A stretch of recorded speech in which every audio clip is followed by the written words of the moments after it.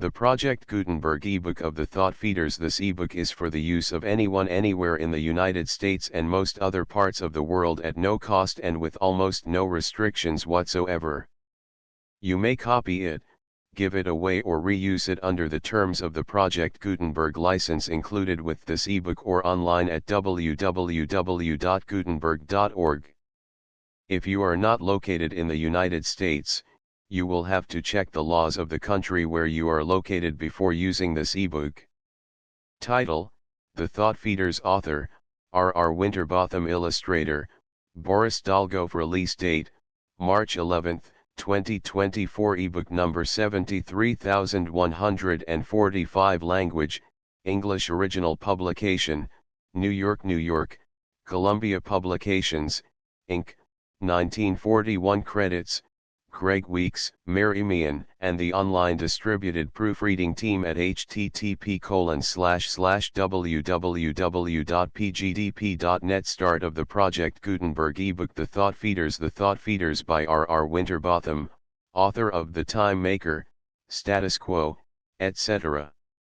High in the stratosphere, the two pilots encountered the living clouds and found out what it meant to eat your words literally.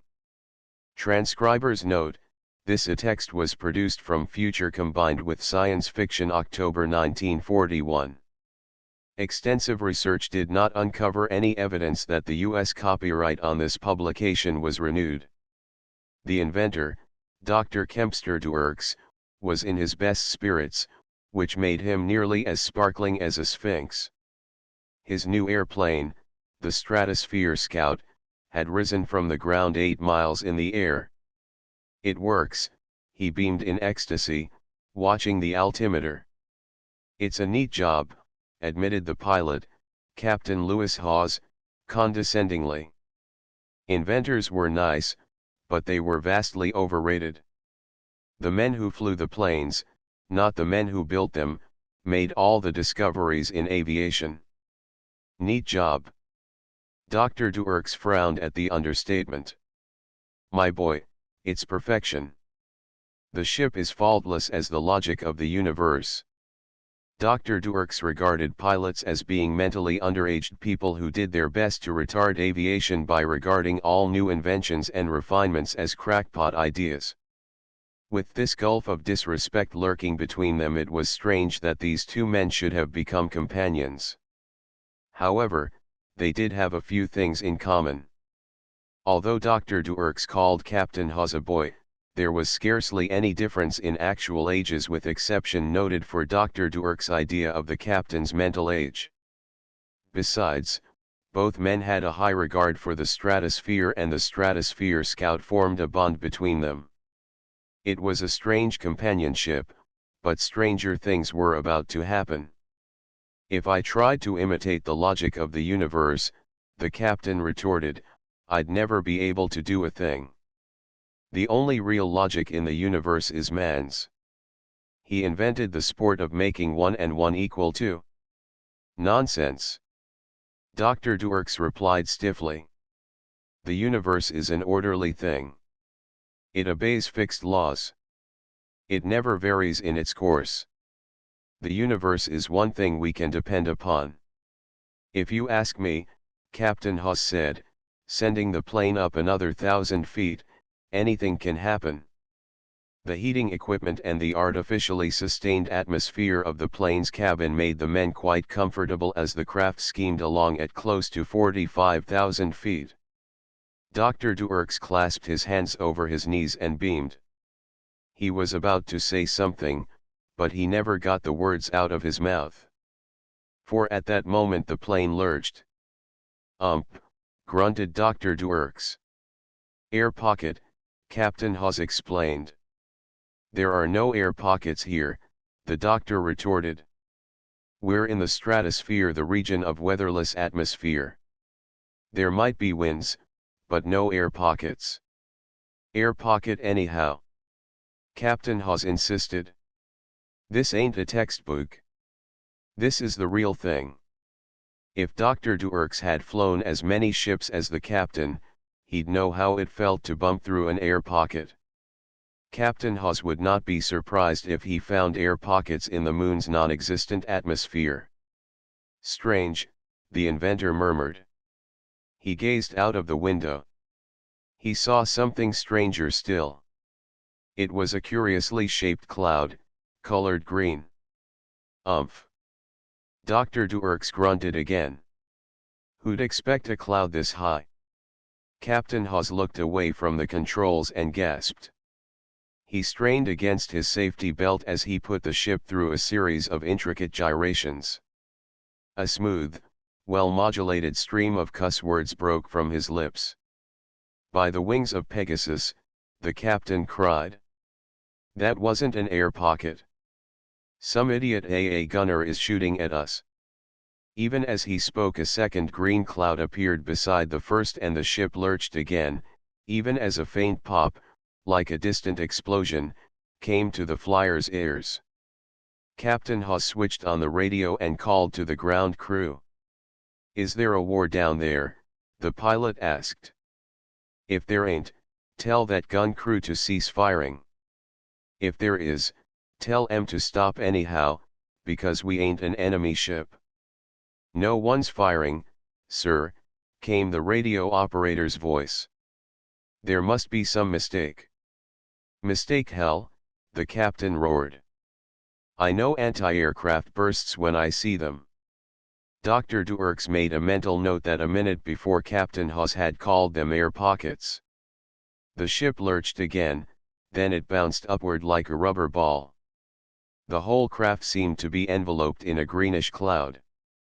A familiar, yet unidentifiable odor assailed the captain's nostrils. The motor coughed and died. Unloosen your safety belt, the captain ordered. Get ready to bail out as soon as we get down where the air's thick enough to breathe. The captain tried to start the motor again, but something was wrong with the supercharger. Must have been hit, he said. There was a tinkle of glass and the air seemed to be sucked out of the cabin.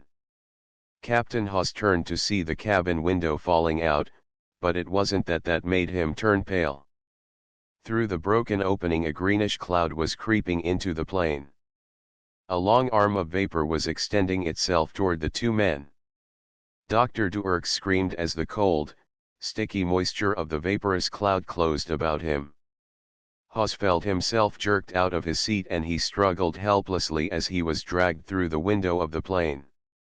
Below, he saw the bomber spinning crazily to earth. But neither man fell.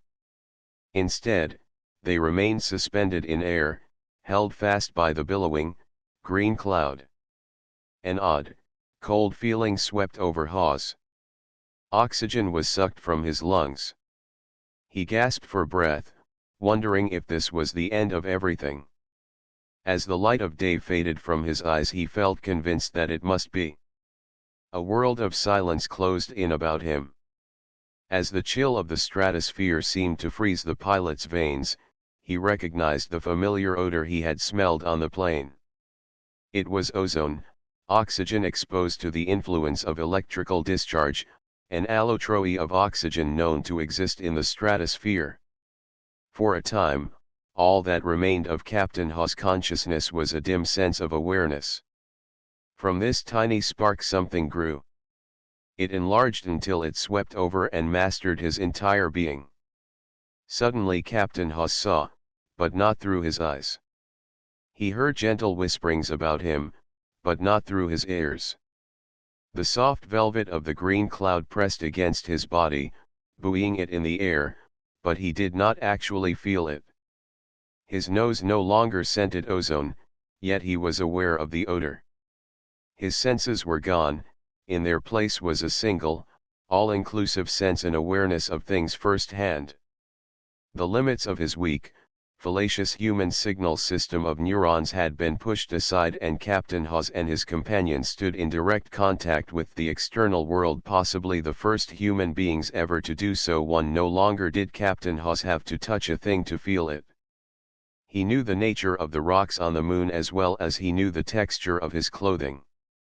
Without looking, He could tell Dr. Duerk's movements as he opened his eyes, and he knew that his own countenance was in no less degree bewildered and amazed. Captain Hawes did not seem to exist within his body, but on the outside of it. His body was there, but it existed purely as a power plant for his omnipotent self. "It's a man," said something excitedly. It was not exactly a voice Hawes heard. Instead, it was a thought, not expressed in words, but in translatable impulses. "They're both men," came another impulse. Captain Hawes was aware of a number of small greenish clouds sweeping down on all sides. Then, for the first time, he saw that the stratosphere was far different than any human description had made it. Around him arose a weird city. There were broad streets and buildings, vaporous, tenuous structures, but real as a single sense perceived it. The thought occurred to Hawes that this is what an American city would look like if it were stripped of noise, all tangible objects, all smells and things that could be perceived by the five senses. He knew that there was much more to a city than is ever seen by any man. The cloud that bore the two human beings was floating through the streets toward a massive, rainbow building that rose like a palace in the center of the metropolis. A wail, like an ambulance siren, rose from the cloud. It was purely a mental wail, but the other clouds scurried out of the way to let the vapor bearing the men pass. The building into which the men were taken rose like an eerie dream on the nothingness of its foundations. "Great Scott," whispered Duerks. "What sort of a nightmare is this?" "It's an unclassified part of your orderly universe," replied Captain Hawes. He suddenly discovered that he was not really speaking, nor was Duerks talking through his mouth. The two men were communicating ideas by a sort of telepathy that went beyond their understanding. A low murmur of excited ideas swept into the captain's perception as they entered the chamber. More poignant than all, a single, commanding thought arose from a pretty little turquoise cloud in the center of the room. The thought swept all others into silence and beat its way into the consciousness of the two human beings. "You are welcome here, beings of the lower regions." "Thanks," said Captain Hawes. Dr. Duerks was too busy thinking to reply. The doctor apparently had forgotten that his thoughts no longer were secret and that what he was thinking was perceptible to every person present. "Am I alive? I do not breathe, yet I feel that I am absorbing ozone through my skin. I cannot be dead, for I possess consciousness. If I am neither, what am I doing here?" "Your friend is disturbed, Captain Hawes," said the turquoise cloud.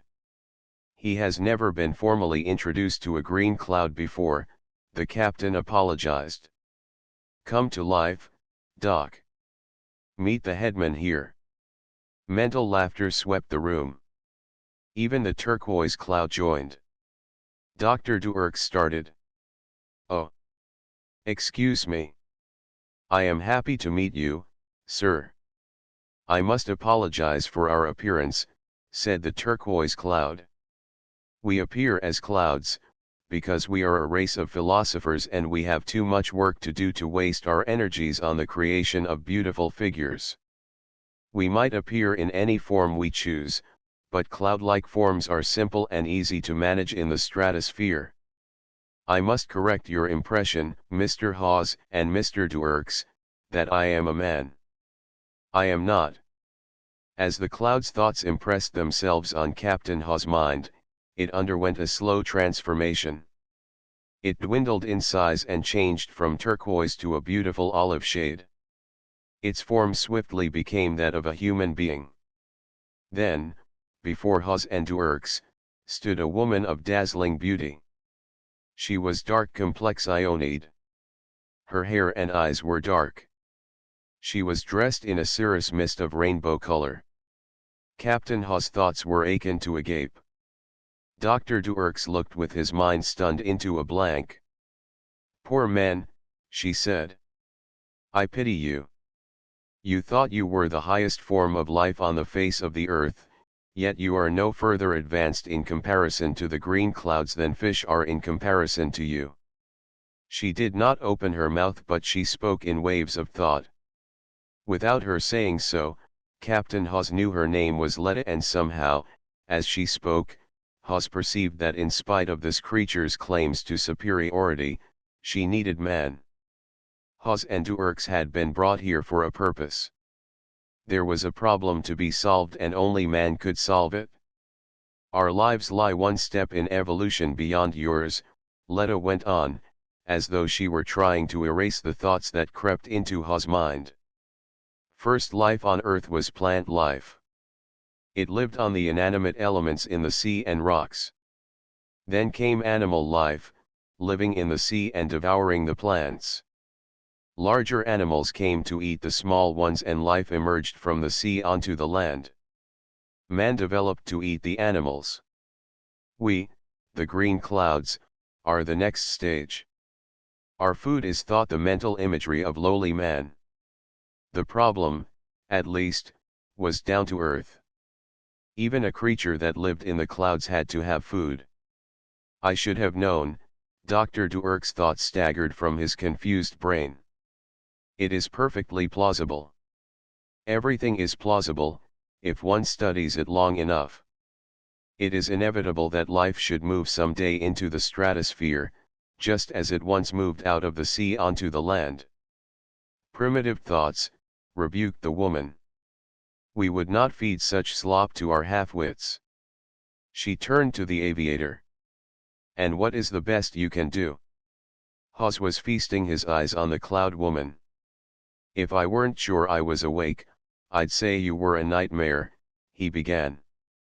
But you can't be a nightmare. Nightmares are hideous. He stopped abruptly. Letta smiled. I like that, said she. What? Captain Hawes blushed mentally. What you did, just then. You pressed your lips against mine and made a loud smacking noise. The flustered captain stammered, but I didn't. Not really. In your mind you did, Letta said. It was a swell idea. A perfect feast. You mean that's what you live on? Thought is our food and drink, she said. We cannot eat our own thoughts, for that would be cannibalism. The wild crop that we collect at random over the earth is neither satisfying nor dependable. That is why we seek to cultivate our own foodstuffs. You two human beings will supply us with food. In time you will be mental giants. You made no mistake when you picked me, Dr. Duerks beamed. Already my thoughts are pretty well advanced. Your thoughts are quite obvious, Letta retorted. You simply have a knack of guessing the right answers, and for most things there is more than one right answer. I'm afraid that we'll have to depend on Hawes to supply us with the staple foods. You can give us the lighter stuff, desserts and pastry. Hawes. Why, he never had a deep thought in his life. Duerks exclaimed. His thoughts are rather cute. Very simple, tender, and digestible. She sighed. It is funny none of us green clouds ever thought about kissing before. Letta took a step forward, threw her arms around Captain Hawes and planted a deep, fervent kiss on his lips. I think, Captain Hawes said, as he and his companion were led to a little garden of clouds, that I am well enough stimulated to win a grand championship as a mental milch cow. Bah! Dr. Duerks snorted. This is no superior race. The green clouds insisted that their food be of the highest quality. But their standards were their own. Noble philosophy was carted away by the scavengers, scarcely nibbled, while thrilling, exciting thoughts were bolted ravenously. Deep thoughts are too near our own, Letta explained one day when she visited Hawes. We find action stimulating, for life is rather dull up here. She explained that exertion was almost unheard of in this land. People obtained food without a great deal of effort, and there was really nothing to work for. We find Dr. Duerk's thoughts hard to digest, she said, but perhaps they will be better flavored in time. Because life was so effortless, Hawes wondered how the people of this country escaped complete boredom. It was a nation where everyone was unemployed, for there was nothing to do. To build a house, one had merely to create it from thought. Thought also was food and the medium of exchange. Man misses a great deal, Letta went on. His five senses completely overlook the most worthwhile things of life. There are all kinds of men. Have you ever really studied them? I know all about them, replied Letta. That is why I can imitate men so easily. I can eat their food, just as you do. I drink their drinks. I have watched men die and I have lived as they lived. But it is too primitive. Captain Hawes smiled as he recalled a few lines of Kipling. I have eaten your bread and salt, I have drunk your water and wine, the deaths ye died I have watched beside, and the lives that ye led were mine. Yes, Letta said, reading his mind, I have even read Kipling. And I like it. As days passed, Captain Hawes became more and more impressed with the power of thought. He found himself conjuring up fancy motor cars from nothing. He could dream of wealth and awaken surrounded by chests filled with gold and precious jewels. Thought had become a tangible substance, and as material as a piece of cheese. His thoughts became so prolific that the people of this land grew fat and comfortable. But continual thinking is not a pleasant occupation for a man of action. The first weeks in the land of the green clouds had been full of novelty. Beyond that, only Letta's presence made the place endurable. But there were times when Letta was busy and Captain Hawes was left alone to produce thoughts. Life became boring. Thinking no longer was an easy task. When he considered escaping, no one complained of the thought, for it was good food. The only difficulty was that the green clouds devoured his escape plans as fast as he made them. Anyhow, the escape looked impossible. Hawes and Duerk's parachutes had been taken away from them and a drop to the earth, 8 miles straight down, would be quite fatal. Even if the men survived the fall, there was the difficulty of getting started. Gravity seemed absent here as far as the earth was concerned. True, if one jumped up toward the sky, gravity worked as it always had. But if one tried to dive toward the earth, he was pulled back to the clouds just the same. Anyway, it's a slick arrangement, Hawes decided. Dr. Duerks shuddered. How can these people like your hashy thoughts? He asked. This mystery would startle the world of science and you dismiss it with the words, slick arrangement. Well, maybe it ain't so slick. I'm sort of tired of it. I'd give a lot for a ham sandwich, with mustard. In front of Hawes' eyes a ham sandwich on rye bread, dripping with mustard, appeared. Hawes reached out to grab it, but a green cloud swooped from behind a bush and seized it. Tut, tut, chided the green cloud. You mustn't eat your own thoughts. That's cannibalism. But I'm hungry, said Captain Hawes. Then have a ham sandwich on me, said the cloud. In the air in front of Hawes appeared another sandwich, exactly like the first. Hawes reached and seized it. He tasted it. It had a slightly sour taste, as if it were impregnated with ozone, but it was better than nothing. Swell, said the captain. I can't understand it, Duerks, who also was supplied with a sandwich, moaned. It's beyond comprehension. This is a different world from ours. There isn't a single law of the universe applicable to it. It looks pretty logical to me, Hawes said. These people think concrete thoughts, instead of abstract ones. He turned to the green cloud. Could you think up an airplane, a stratosphere ship, like the one we rode to get here? Easily, the green cloud said. Standing before them was a ship, an exact duplicate of the Stratosphere Scout. Not a word passed between the two human beings as they got into the ship. It wasn't necessary to think in order to know what should be done. "Hey," cried the green cloud. "Come back here. You can't go away." The green cloud ran toward the ship, but it could not destroy it, for to do so would have been murder. One's own thoughts are not to be destroyed by oneself. Hawes realized this. He had tried several times to build a plane, but it always was eaten by a green cloud the second he got it finished. But the green clouds could not eat their own thoughts. The motor whirred. "Just a minute, before we leave," the captain said. He closed his eyes. He thought hard of Letta. The figure of Letta appeared in the control cabin beside him. Captain Hawes touched the controls and the ship soared away. "I hope you can learn to eat solid food, Letta," the captain said. Letta sighed. She turned her head. Captain Hawes turned his head also. Trailing from the ship, hanging like a chain of daisies, was a whole string of Lettas. One hung onto the wing, while the one below her clasped her ankles. "Gosh!" Captain Hawes said. "I didn't realize I had been thinking of you all the time." "Don't worry," said Letta. As she spoke, a green cloud flashed out of the heavens and calmly began eating her sisters. Captain Hawes put his ship into a dive toward the earth.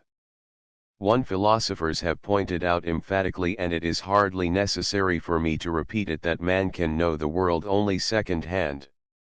Man's consciousness perceives nothing directly, but through the medium of the senses. The translations of our sensory impulses in the brain could easily be and often are distorted. Artificial stimuli can affect the senses so that things can be perceived that do not actually exist. Like the blind men and the elephant, man is limited in his perceptions to what he can perceive, and therefore what we know may only be a small parcel of our surroundings. The stripping of Hawes and Turks of their senses and the placing of their consciousness in direct contact with the world allowed them to see things ordinary men do not behold. RRW. End of the Project Gutenberg ebook. The Thought Feeders updated editions will replace the previous one. The old editions will be renamed. Creating the works from print editions not protected by U.S. copyright law means that no one owns a United States copyright in these works, so the Foundation, and you, can copy and distribute it in the United States without permission and without paying copyright royalties. Special rules, set forth in the General Terms of Use part of this license, apply to copying and distributing Project Gutenberg trademark electronic works to protect the Project Gutenberg trademark concept and trademark. Project Gutenberg is a registered trademark, and may not be used if you charge for an ebook, except by following the terms of the trademark license, including paying royalties for use of the Project Gutenberg trademark. If you do not charge anything for copies of this ebook, complying with the trademark license is very easy. You may use this ebook for nearly any purpose, such as creation of derivative works, reports, performances, and research. Project Gutenberg ebooks may be modified and printed and given away. You may do practically anything in the United States with ebooks not protected by U.S. copyright law. Redistribution is subject to the trademark license, especially commercial redistribution. Start, full license. The full Project Gutenberg license. Please read this before you distribute or use this work to protect the Project Gutenberg trademark mission of promoting the free distribution of electronic works. By using or distributing this work, or any other work associated in any way with the phrase Project Gutenberg, you agree to comply with all the terms of the full Project Gutenberg trademark license available with this file or online at www.gutenberg.org/license. Section 1. General Terms of Use and Redistributing Project Gutenberg Trademark Electronic Works 1.a. By reading or using any part of this Project Gutenberg trademark electronic work, you indicate that you have read, understand, agree to and accept all the terms of this license and intellectual property, trademark/copyright, agreement. If you do not agree to abide by all the terms of this agreement, you must cease using and return or destroy all copies of Project Gutenberg trademark electronic works in your possession. If you paid a fee for obtaining a copy of or access to a Project Gutenberg trademark electronic work and you do not agree to be bound by the terms of this agreement, you may obtain a refund from the person or entity to whom you paid the fee as set forth in paragraph 1.e.8. 1.b Project Gutenberg is a registered trademark. It may only be used on or associated in any way with an electronic work by people who agree to be bound by the terms of this agreement. There are a few things that you can do with most Project Gutenberg trademark electronic works even without complying with the full terms of this agreement. See paragraph 1.c below. There are a lot of things you can do with Project Gutenberg trademark electronic works if you follow the terms of this agreement and help preserve free future access to Project Gutenberg trademark electronic works. See paragraph 1.e below. 1.c. The Project Gutenberg Literary Archive Foundation, the foundation or PGLOF, owns a compilation copyright in the collection of Project Gutenberg trademark electronic works. Nearly all the individual works in the collection are in the public domain in the United States. If an individual work is unprotected by copyright law in the United States and you are located in the United States, we do not claim a right to prevent you from copying, distributing, performing, displaying, or creating derivative works based on the work as long as all references to Project Gutenberg are removed. Of course, we hope that you will support the Project Gutenberg trademark mission of promoting free access to electronic works by freely sharing Project Gutenberg trademark works in compliance with the terms of this agreement for keeping the Project Gutenberg trademark name associated with the work. You can easily comply with the terms of this agreement by keeping this work in the same format with its attached full Project Gutenberg trademark license when you share it without charge with others. 1.d. The copyright laws of the place where you are located also govern what you can do with this work. Copyright laws in most countries are in a constant state of change. If you are outside the United States, check the laws of your country in addition to the terms of this agreement before downloading, copying, displaying, performing, distributing or creating derivative works based on this work or any other Project Gutenberg trademark work. The Foundation makes no representations concerning the copyright status of any work in any country other than the United States. 1.e Unless you have removed all references to Project Gutenberg, 1.e.1. The following sentence, with active links to, or other immediate access to, the full Project Gutenberg trademark license must appear prominently whenever any copy of a Project Gutenberg trademark work, any work on which the phrase Project Gutenberg appears, or with which the phrase Project Gutenberg is associated, is accessed, displayed, performed, viewed, copied or distributed. This ebook is for the use of anyone anywhere in the United States and most other parts of the world at no cost and with almost no restrictions whatsoever. You may copy it, give it away or reuse it under the terms of the Project Gutenberg license included with this ebook or online at www.gutenberg.org. If you are not located in the United States, you will have to check the laws of the country where you are located before using this ebook. 1.e.2. If an individual Project Gutenberg trademark electronic work is derived from texts not protected by U.S. copyright law, does not contain a notice indicating that it is posted with permission of the copyright holder, the work can be copied and distributed to anyone in the United States without paying any fees or charges. If you are redistributing or providing access to a work with the phrase Project Gutenberg associated with or appearing on the work, you must comply either with the requirements of paragraphs 1.e.1 through 1.e.7 or obtain permission for the use of the work and the Project Gutenberg trademark as set forth in paragraphs 1.e.8 or 1.e.9. 1.e.3. If an individual Project Gutenberg trademark electronic work is posted with the permission of the copyright holder, your use and distribution must comply with both paragraphs 1.e.1 through 1.e.7 and any additional terms imposed by the copyright holder. Additional terms will be linked to the Project Gutenberg trademark license for all works posted with the permission of the copyright holder found at the beginning of this work. 1.e.4. Do not unlink or detach or remove the full Project Gutenberg trademark license terms from this work, or any files containing a part of this work or any other work associated with Project Gutenberg trademark. 1.e.5. Do not copy, display, perform, distribute or redistribute this electronic work, or any part of this electronic work, without prominently displaying the sentence set forth in paragraph 1.e.1 with active links or immediate access to the full terms of the Project Gutenberg trademark license. 1.e.6.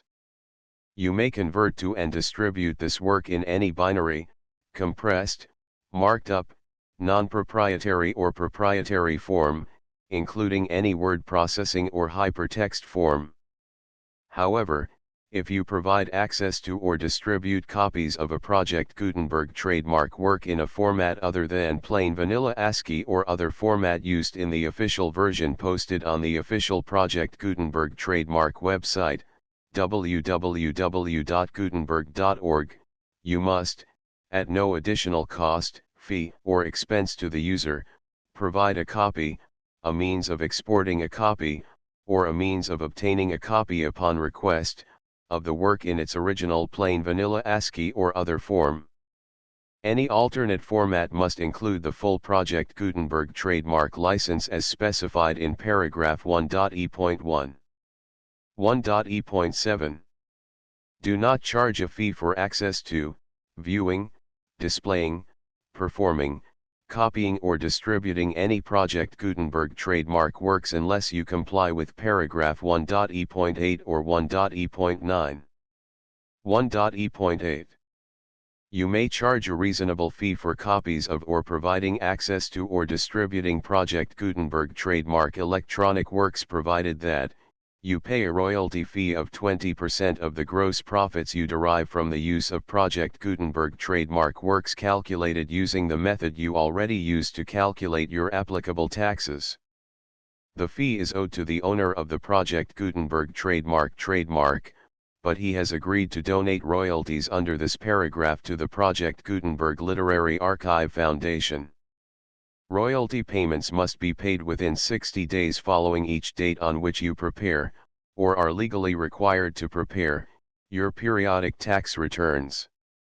Royalty payments should be clearly marked as such and sent to the Project Gutenberg Literary Archive Foundation at the address specified in Section 4, Information about donations to the Project Gutenberg Literary Archive Foundation.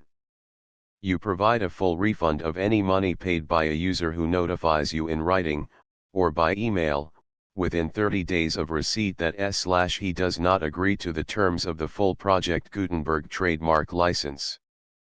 You must require such a user to return or destroy all copies of the works possessed in a physical medium and discontinue all use of and all access to other copies of Project Gutenberg trademark works. You provide, in accordance with paragraph 1.f.3, a full refund of any money paid for a work or a replacement copy, if a defect in the electronic work is discovered and reported to you within 90 days of receipt of the work. You comply with all other terms of this agreement for free distribution of Project Gutenberg trademark works. 1.e.9. If you wish to charge a fee or distribute a Project Gutenberg trademark electronic work or group of works on different terms than are set forth in this agreement, you must obtain permission in writing from the Project Gutenberg Literary Archive Foundation, the manager of the Project Gutenberg trademark. Contact the Foundation as set forth in Section 3 below.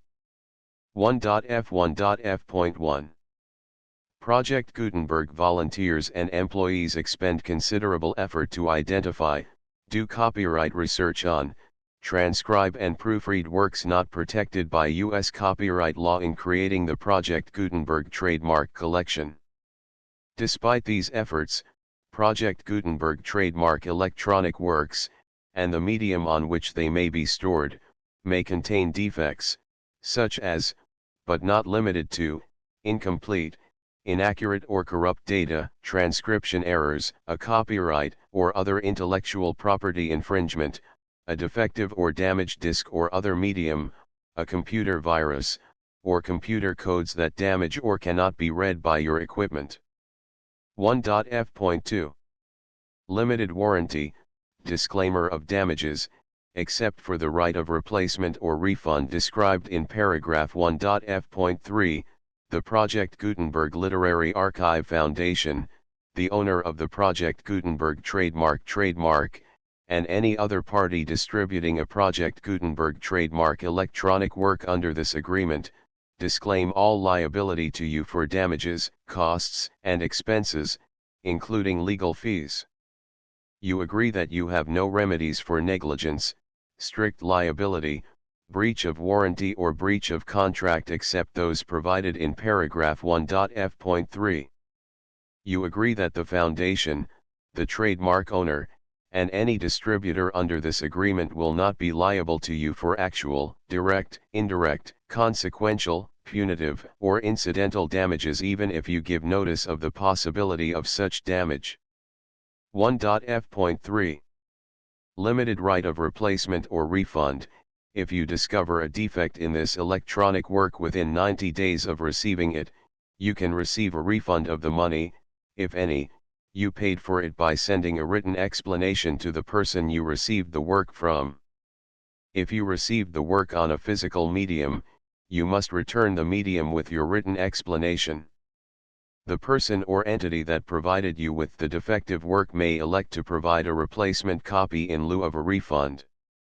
If you received the work electronically, the person or entity providing it to you may choose to give you a second opportunity to receive the work electronically in lieu of a refund. If the second copy is also defective, you may demand a refund in writing without further opportunities to fix the problem. 1.f.4 Except for the limited right of replacement or refund set forth in paragraph 1.f.3, this work is provided to you as is, with no other warranties of any kind, express or implied, including but not limited to warranties of merchantability or fitness for any purpose. 1.f.5 Some states do not allow disclaimers of certain implied warranties or the exclusion or limitation of certain types of damages. If any disclaimer or limitation set forth in this agreement violates the law of the state applicable to this agreement, the agreement shall be interpreted to make the maximum disclaimer or limitation permitted by the applicable state law. The invalidity or unenforceability of any provision of this agreement shall not void the remaining provisions. 1.f.6 Indemnity. You agree to indemnify and hold the Foundation, the trademark owner, any agent or employee of the Foundation, anyone providing copies of Project Gutenberg trademark electronic works in accordance with this agreement, and any volunteers associated with the production, promotion, and distribution of Project Gutenberg trademark electronic works, harmless from all liability, costs, and expenses, including legal fees, that arise directly or indirectly from any of the following which you do or cause to occur. A. Distribution of this or any Project Gutenberg trademark work. B. Alteration, modification, or additions or deletions to any Project Gutenberg trademark work, and C. Any defect you cause. Section 2. Information about the mission of Project Gutenberg trademark. Project Gutenberg trademark is synonymous with the free distribution of electronic works in formats readable by the widest variety of computers including obsolete, old, middle-aged, and new computers. It exists because of the efforts of hundreds of volunteers and donations from people in all walks of life. Volunteers and financial support to provide volunteers with the assistance they need are critical to reaching Project Gutenberg trademark's goals and ensuring that the Project Gutenberg trademark collection will remain freely available for generations to come. In 2001, the Project Gutenberg Literary Archive Foundation was created to provide a secure and permanent future for Project Gutenberg trademark and future generations.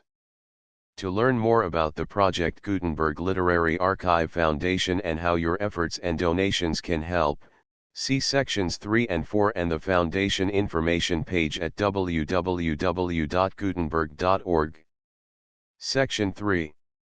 Information about the Project Gutenberg Literary Archive Foundation. The Project Gutenberg Literary Archive Foundation is a non-profit 501(c)(3) educational corporation organized under the laws of the state of Mississippi and granted tax-exempt status by the Internal Revenue Service. The Foundation's IN or Federal Tax Identification Number is 64-6221541. Contributions to the Project Gutenberg Literary Archive Foundation are tax-deductible to the full extent permitted by U.S. federal laws and your state's laws.